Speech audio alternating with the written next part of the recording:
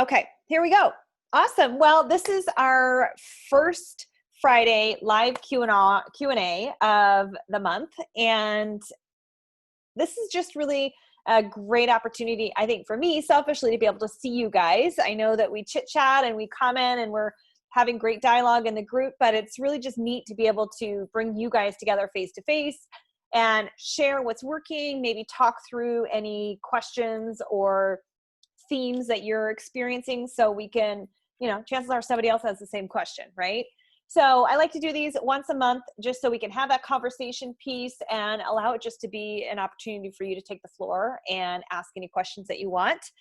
So before we dive into that, and they're not meant to be long calls because I really just want you guys to feel like, hey, okay, I got time with Taryn, I can ask her what I need, and don't ever feel embarrassed or, think it's a dumb question, because the chances are it's been asked before or somebody else might have the same question. So I just really encourage you, to feel comfortable enough, because there's no judgment. It's a safe space for all of that. Okay. And there's also a lot of great information that's being shared in the group, which is awesome. Seasoned people are sharing their experiences and their best practices. And that's like music to my ears. It's really what I wanted this community to become, is a space for everyone just to really kind of celebrate, cheer each other on, and share best practices and all that good stuff. So, what to expect this month is we're talking all things hormones. So we did a little bit of a surface piece to the hormones. I think it was back in June. We just really dissected what each phase of our cycle was and what it meant nutritionally and how we can work with it. So I know you two particularly are just in the beginning phases. So might be some good information for you guys to go back and review.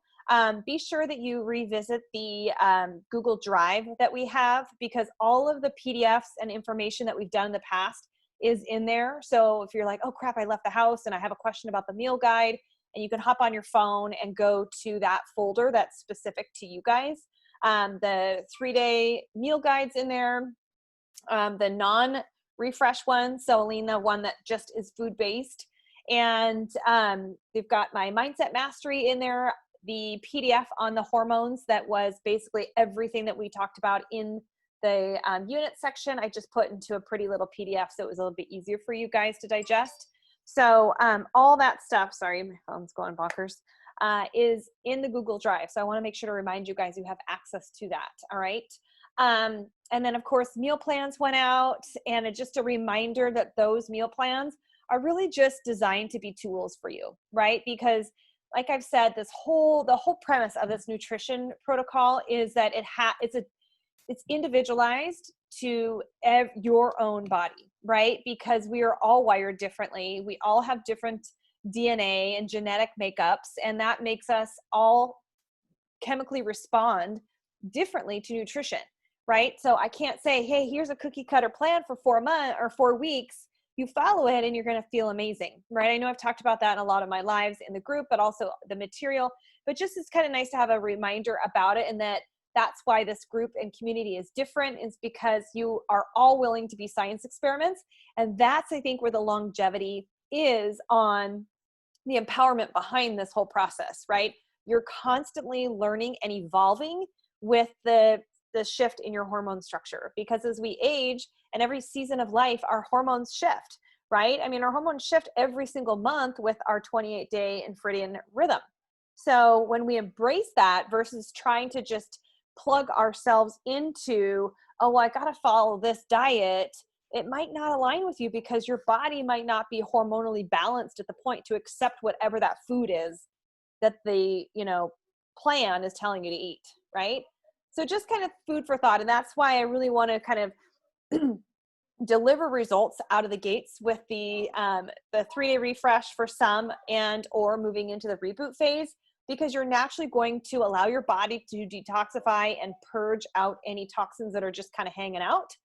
But it sets your body and your pH up to be able to accept nutrition and truly see how your body's going to respond hormonally. So I want to make sure that I get to questions because Aline, you posted a really great question in the group. And I want to make sure that I answer, because I think it'll be a question that a lot of people will have. But before I do, I just want to heads up that next month call will be on November 11th. Because the 4th is going into the Labor Day weekend. And I'm actually going to take a poll in the group. I know we're all on different time zones, but I want these calls to be something that you guys know that you can get on. And I know I'm never going to be able to cater to everybody's schedule. So I may put a poll in the group to see what is the best time, because I'd be happy to change the call times to meet a greater audience that wants to get on live. Okay. Because I know, it's Friday. 1 o'clock over here. It's the end of your day over there, Rachel and Aline. It's like, you're like, all right, I'm ready for bed. So, okay, can you please get the sock out of his mouth? Thank you. So all that being said, Aline, I want to make sure that I answer your question that you had on testing. So let's talk about testing, because, a lot of you are rolling into that since, just starting the beginning of the month. So day 4 and on basically is phase 3. Right? So, well, just talking to your phase currently, because you started with just the reboot, the 3-day food reboot, right? So the 3-day refresh, like Rachel started, and then we'll roll into the reboot. She kind of has like a good solid week. So her testing phase starts on day 7. So let's talk about this testing phase, regardless of what day it falls on for you. So to answer your question, testing a food, I always recommend that you first test a protein, because you're going to want to kind of switch up your protein sources, right? So with any luck, when you tried chicken, everything went swimmingly, great. So chicken is probably going to be a standard staple as a protein source. But maybe you really enjoy having cod or some sort of whitefish, or maybe tuna or salmon. I mean, you probably won't have that much fish during the week. Just, having too much could be a little bit overkill. Maybe you guys crave having steak or lamb. And if you don't know what you want to test, there is a food reactivity list, and it kind of ranks your proteins, vegetables, and fruits and other foods that tend to be highly reactive, and that versus being lower on the reactivity. So if you're kind of like, I don't know what to test next, maybe go take a look at it. And that might help you decide, especially if you're like, well, maybe I'll try ground turkey, or do I do lamb? Maybe you're just kind of deciding between the two, and then you go look at the list. You're like, God, turkey is actually generally really highly reactive, whereas lamb isn't so much, right? So just as an example. So use that as a resource as well, especially if you're trying to figure it out. And then, as always, with the testing protocol is to give your body a full 24 hours to see how it reacts. And just be in tune with the fact that you are testing, right? Maybe it was a food that you've eaten 900 times in the past and you don't think you really reacted to it. But now that your body is at like a very, very like sensitive state, because it's been purged and cleaned out and your pH is neutralized, it's going to react a little bit differently. And not all reactions are bad, right? I think the ones that are going to be glaring is when your stomach feels super bloated right away. Maybe you have a headache, maybe you have a stomach ache, maybe you're running off to the bathroom, maybe nothing, right? But maybe you wake up the next day and your face broke out, or you get itchy, something. You're going to know when it's different. And also another great gauge is when you step on the scale and you might shoot up, half a pound to a pound, right? Like I've tested a food and I've shot up 2 pounds overnight. And I'm like, I didn't gain 2 pounds of fat overnight. So that's another thing just to kind of load back into the memory bank, is that if you do step on the scale and you're like, oh my God, I went up, it's not up in body fat, it's up in inflammation, right? Because again, that uptick or down on the scale is truly just your body's chemical response to that food, right? And then you throw hormones into the mix and you're like, okay, well, I'm on my cycle, or I am in my follicular phase, which is, the top of the cycle, right? So your body might be a little bit easier to work with, and you might be a little bit more flexible with the foods that you could try versus when your estrogen levels dip, right? And then things are a little bit more complicated. So just go back and review that PDF, or review the unit section that we went through each phase. And that's another way to kind of collect data for yourself, because you're going to know you're going to know your symptoms when it comes to your cycle. You're going to know when you hit ovulation. So you're going to know when you're about to start your period. You're going to know those kind of things, because, how long have we been dealing with it, right? But to kind of cueing into it a little bit, and let's see if we can lessen the symptoms if they're a little bit more significant, by applying some of the measures that we recommend food-wise as you're testing. So it sounds like really complicated. I'm not trying to overcomplicate it, but again, that's why we're here, to be a science experiment, to see what you're going to beneficially respond to that is right for your body. Okay. So did that answer a little bit on that kind of scope of things for you, Aline? Yes, it does. I just wanted to make sure, like, for example, if I try uh Shakeology, is it something that I should try on day 4, or should I wait? You can definitely, I mean, if you're like, I am dying for my Shakeology, I would try it. So what I would do is I would just make it plain. I literally would just shake it with water. So I would have it for a snack. I know it sounds very boring. But you know, if you've had almonds, or you've had almond butter and you responded and you were fine during that, you know, you could throw that in if you need a little bit of something, because obviously just shaking up Shakeology can be rather boring. But I would test that alone, and then, you know, the next day you're like, okay, great, that was cool, and you kind of start collecting data and collecting foods that you seem fine with. So, but one thing that I do want to be clear about, because some people don't recognize, is that, so day 2 you had rice and everyone's like, oh my god, I had rice, right? Like, and it's an amazing thing. And then day 3 you had chicken, and you know, most people like, hey, past chicken, I feel great, I dropped another 0.8 pounds. And then the next day, you're like, well, I'm going to have leftover rice and I have leftover chicken, so I'm going to combine the two. And then they're like, well, what the hell just happened? I just went up half a pound or a pound. So just remember that testing starchy foods like rice and a protein like chicken is still technically a test, because the chemical reaction between those two foods, right?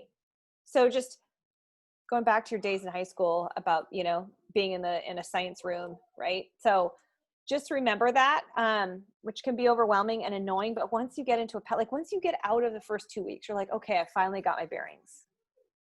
Does that help? Mhm.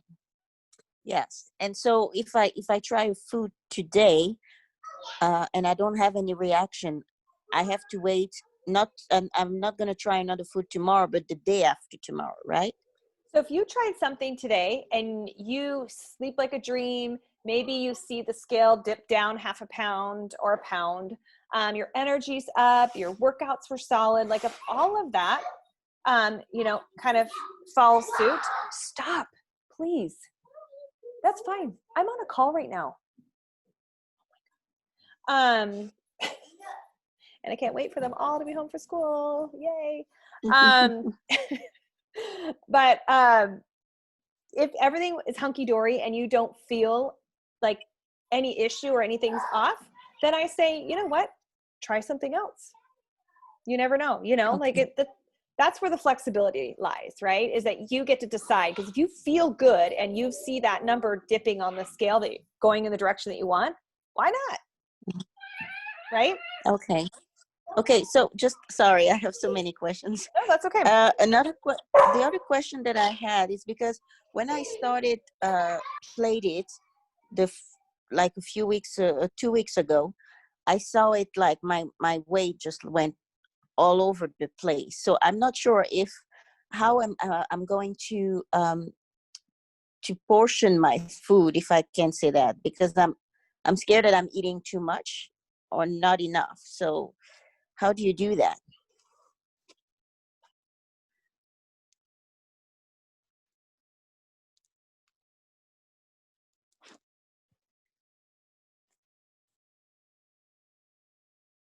Oh my God.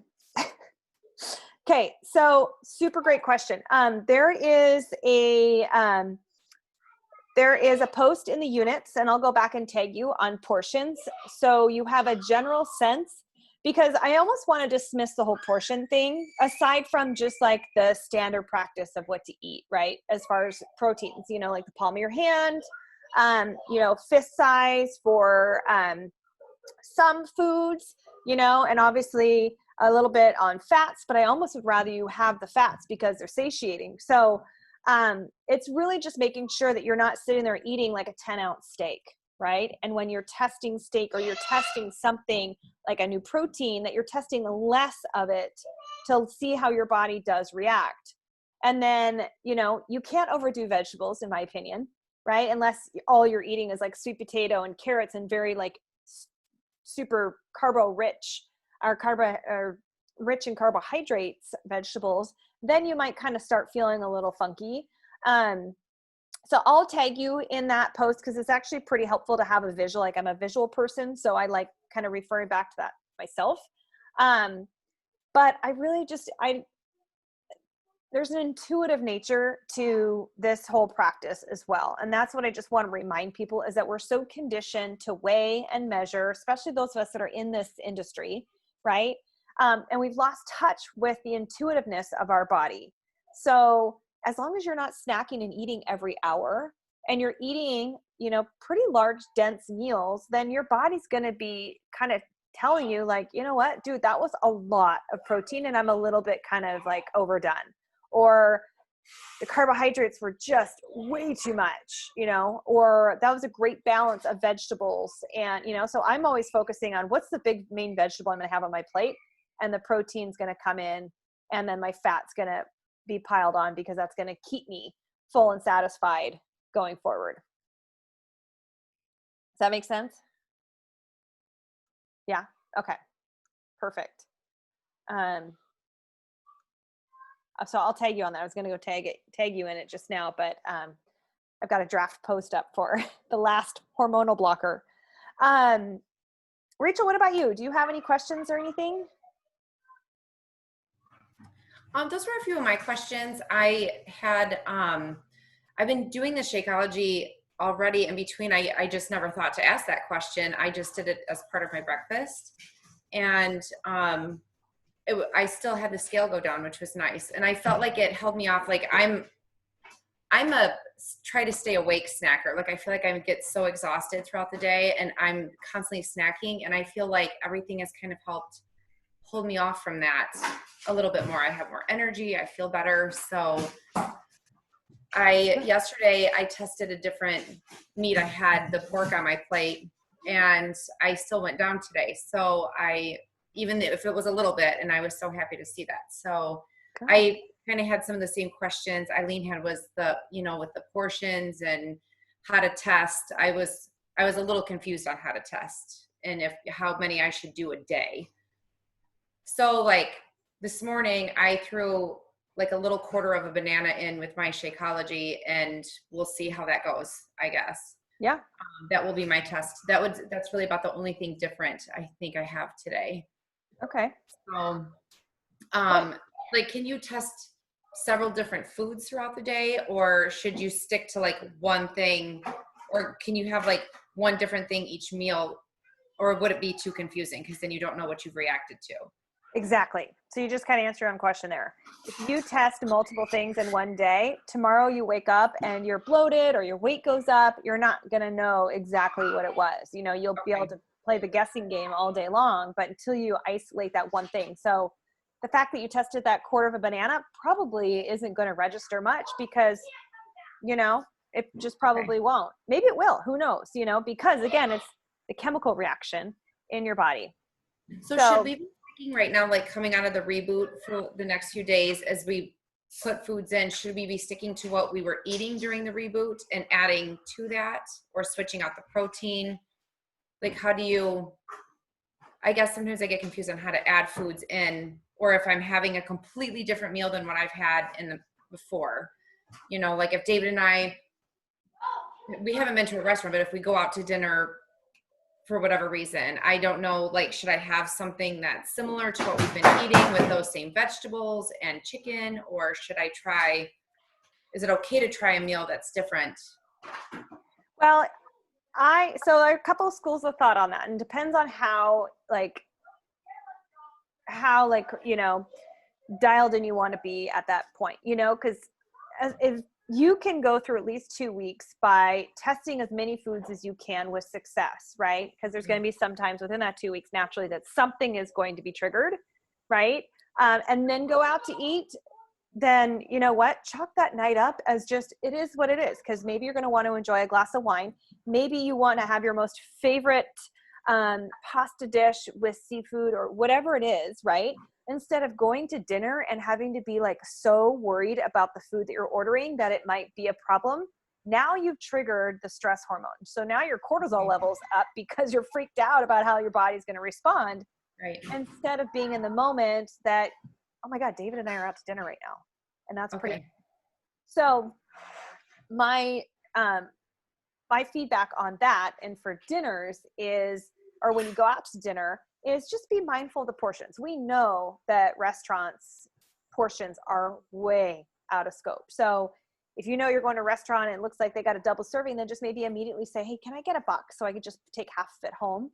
Okay. Or maybe you and David split a meal and then you just have side salads or whatever you feel is it allowing you to enjoy the moment. Because that's where it has to be first and foremost. If you're making the decision to go out to dinner, that's an occasion and that is an experience. And there's a lot to be said with your mindset going into that, because it should be an enjoyable experience if you're making the decision to go out and have dinner, right? Right. Yeah. Thank you. Yeah, of course. I mean, like, those are fun things, you know, but you just don't want to get into this like freak, oh God, I can't do that because I'm doing this. You know, like you don't want to stop living your life, but you try and plan it accordingly to say, you know what, I'm going to give myself this time to just figure out as many foods that I can eat that I'm having success with. And then, you know what, we're going to go out to dinner and then I'm going to get back to it. I'm going to have a couple days of getting back to my friendly days. And then I'm going to start testing again. Okay. Yeah. That makes sense. So let me break that down a little bit too. So just on the heels of talking about going out. So same thing if you go on vacation, right? And you're doing so well, you've tested a bunch of foods, you go on vacation, and here's what happens. You have different types of foods. There's probably different people around you. Your schedule is probably different. Maybe your stress level's higher, maybe it's lower.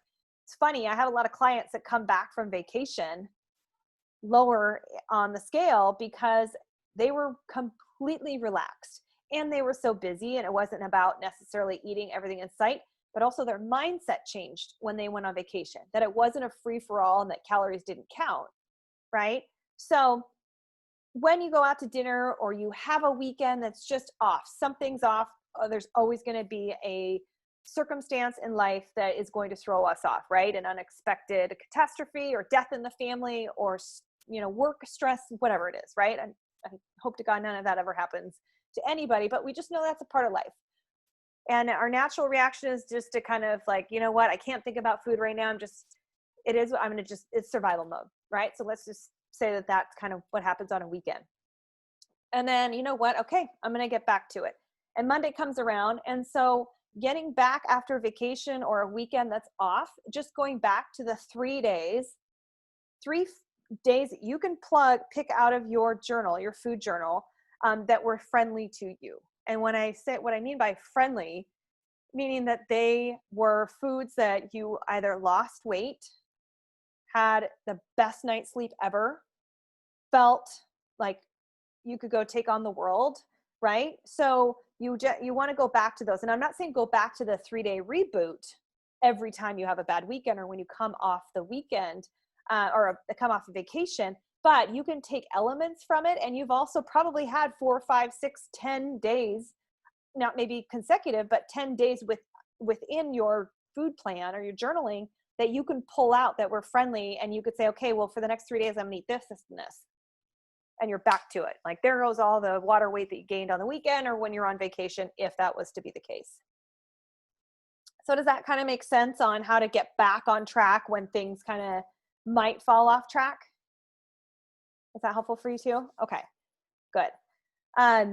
There's a lot. And I feel like this first 2 weeks is a lot to digest. And I just want you guys to ask all the questions. I don't want you to feel like, oh my God, I don't want to ask her another question. And you know what, if you have the time, because I get it when you're like, just, it's on your mind and you just want to send the message. But if you think of it and you have the time there, if you go into the little search tab in the group, somebody's probably got a question if there's a keyword that you can search. Otherwise, just send me a message, right? Like I want you to feel like I can get everything that I need out of Taryn in 4 weeks. so you have the tools to move on. You don't need to be a part of the membership going forward. I would love to have you guys and have you stick around for as long as some of the other members have, but I want you to feel like what, your investment into this 4-week period was worth every single penny, because you've got all the tools that you basically need to carry on with life. So I have one question, because I think I asked that already, but it was if, for example, after I tried enough food, is it possible for me to go back to the UPF, right? After, because for now it's not going to be easy, because I don't have enough food to put in the different category and stuff. So is it, how do I transition after that? If you think that the ultimate portion fix is really what you can wrap your brain around the most, then I would just start, maybe doing little blue dots or checks or boxes or something next to the foods that have, you've passed, that you've seen results with. And then you can go back and go, oh, you know what? I had sweet potato. I felt great. I had rice. I felt great. I had quinoa. I felt great. So now you have, that's just 3, but you have 3 yellow containers that you can, pair in your meal or in your days. And it's going to take time, because if you're relatively in this protocol, you're getting most of your carbohydrates from vegetables, right? That's our goal, because a vegetable is so much more bioavailable to our body and digestive system versus grain carbs and other carbohydrates. Often, aside from sweet potato and, basically the starchier ones, sometimes it's hard to digest those when they are eaten frequently when you're hormonal. So it's all these when, and when, right? Mm-hmm. It's fine. Yeah. Just leave the gate alone. Okay. Oh my God. Not Okay. funny. Broke the gate. So also, I wanted to know also about the Shakeology, for example, because I'm trying to find something for breakfast, because the flaxseed is, or the linseed, whatever, it's not very good for me. It just doesn't taste good. I feel myself trying to force myself to eat. Yeah. So I mean, if I can, I know that we had coconut milk. So if I add it to my Shakeology, and that could be a test, right? That I can start tomorrow, right? Yeah. And then you can have Shakeology. You could throw some blueberries in there. You can have some coconut milk. You can have nut butter, or throw some raw almonds in there. So you'll have stuff that you've collected that you can now start generating a breakfast. Oh, thanks. That's mostly one of my big concerns. I was like, I don't know if I can do the seeds for long. Yeah. Okay. No. And you know what? You'll start getting more too, and then maybe that's when you test eggs, or maybe you make a quinoa cereal, or brown rice cereal, right? As long as you can have some sort of protein with it. So maybe one day, after you've had Shakeology and you're like, oh, things are great. Back in the day, my parents used to make brown rice or rice cereal. And I loved it. It was so great. It was like kind of like a savory sweet. And maybe that's something that could be a breakfast option. And I'll start, I'll be incorporating, you can go look at some of the meal plans, and maybe those are some breakfast options that will give you, some ideas of, oh, I have that. I've tried that, but now I'm going to try this because I really want to see if this could be a suitable breakfast option for me. Okay. Yeah. Okay. And I can have a food that I didn't react to. Can I have it a few days in a row, or should I just space it? Yeah, no, I think you totally can. It just depends on the intensity of it. Like you can have onions and zucchini and kale and mushrooms and like all those vegetables probably day in and day out. They'd get boring, right? So that's why I encourage you to switch it up, carrots and beets, and add some sunflower seeds or some pumpkin seeds to it. But the proteins, like, you're going to want to switch it up too, because then your body just kind of is like, okay, there's something off here. I'm like bored of it. Or you change cycles, right? You go into a different phase of your cycle, and your body all of a sudden responds differently to it. And that's what gets really kind of annoying, because we're female, and most all of the diet plans that we've ever followed in the past, even when designing Ultimate Portion Fix, it's like, there's a lot of those carbohydrates that women should not be eating, right? Especially when they have hormone sensitivity, which when you're in our age demographic, we generally do, because some of us are higher in estrogen and we're more estrogen dominant, or we dip lower on the estrogen category. And, you know, if you have a food that, you know, tends to be estrogen dominant, then it could totally, you know, give misconstrued results. So that's why these cookie cutter, like, oh, just eat all these, you know, foods. And I'm not knocking Ultimate Portion Fixes. It works great for some people. For me, it gave me more of a complex than anything. So, but you are going to collect foods right now through this 4 weeks that you can start putting into those color categories and mixing and matching. So you maybe have the same breakfast 2 or 3 times a week, and then you alternate. And your lunch might be kind of relatively the same. And then your dinner, you swap out proteins and you switch around vegetables, and you bake it one night and then you roast it another night and then you barbecue it one night, you know, so all things, there's just a different experience to the palate. Okay. Right? Okay. Thank you. Of course. Any other questions? Rachel, you have anything else? No, I think right now that was it. I was just kind of curious. I had some of the same questions that Eileen had. So it was nice to have this little group chat. I was a little confused on how to start testing. So that's good. I feel better about it. Good. Well, I will, so what I'll do is I've got one more post that I want to put up, because just to finish up this week's series on the hormone blockers. So we're talking about modern diets, and quick fixes, which is the last one. And then I'm actually going to have some of the seasoned people share some of their best practices for testing, because it just might generate some ideas for you and just keep you feeling motivated and inspired that, you know what, it's going to be a bumpy road, but it'll be so empowering when you find that groove, right? And not to get discouraged when you test something that you love, love, love, and it throws you off by a pound, you know? Okay. So just, you know, be patient and you know, recognize right now it's a short window of time. And, you know, 4 weeks is really just like the beginning, because now, you know, you're starting at one point of your cycle, right? And so Right. you need to kind of have all, like, collecting information for at least a good 3 to 4, 5, 6 cycles.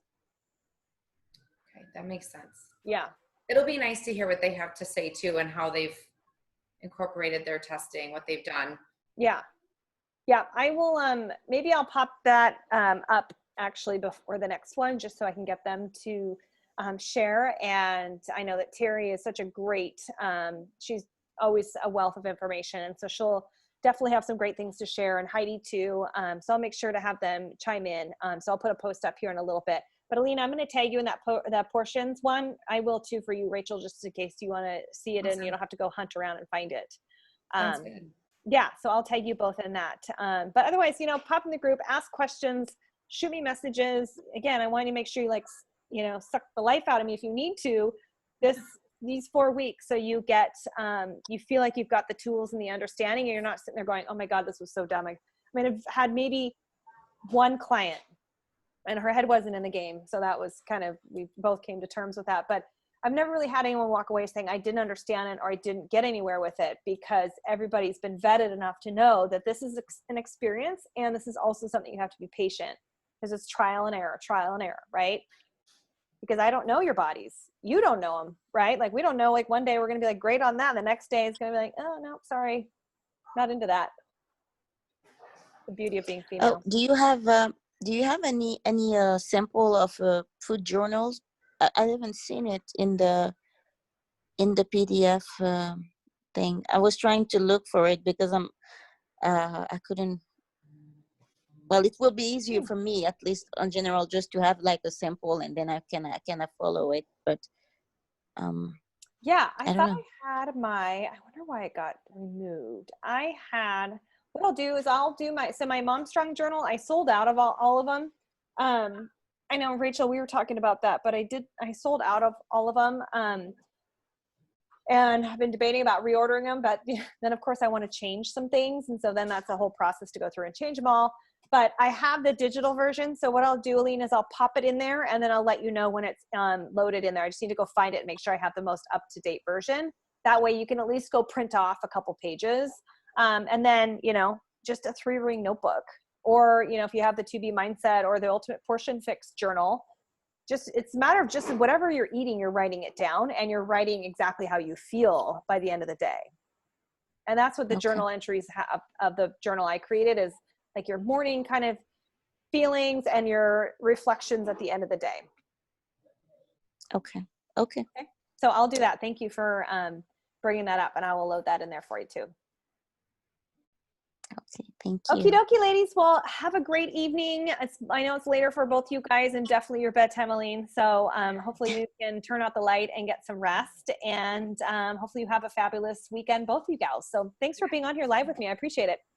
Yes, thanks for having us. Oh, one last question. Can I go back to working out tomorrow?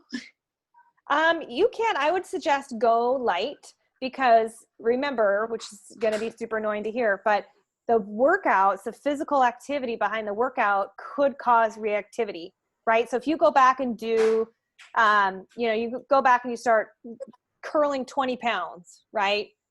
And all of a sudden now your body is retaining fluid because it's trying to repair that muscle tissue that was just broken down during that workout. So just be mindful of that too, that could be a component. So I would say if you're going to start working out, go do yoga or do something that you still feel like you're actively moving your body and you're getting the heart rate up a little bit. But I wouldn't necessarily jump into a strength training workout, at least until you kind of flush through these couple days. Okay.